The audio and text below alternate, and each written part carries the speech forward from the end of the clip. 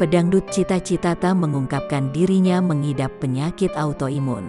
Hal tersebut ia ungkapkan dalam kanal YouTube Cumi Cumi yang tayang pada Rabu tanggal 19 Mei tahun 2021. Kemarin sempat ada diagnosis kena autoimun. Terus aku lagi terapi, ungkap Cita Citata. Selama setahun belakangan ini, ia berjuang melawan penyakit tersebut. Cita Citata rela bolak-balik ke pengobatan akupuntur demi kesembuhan penyakitnya. Jadi setahun ini tuh aku sambil terapi di akupuntur, ungkap Cita Citata. Namun, kesehatannya kini telah berangsur membaik.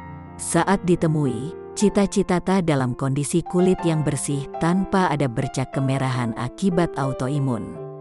Ia mengakui pengobatannya selama ini di akupuntur telah membuahkan hasil. Udah membaik, sangat membaik, ungkap Cita Citata. Ternyata selama ini Cita Citata mengurangi obat berjenis vitamin yang berhubungan dengan autoimunnya. Cita Citata lebih memilih obat tradisional. Satu di antaranya adalah ia mengambil langkah untuk akupuntur.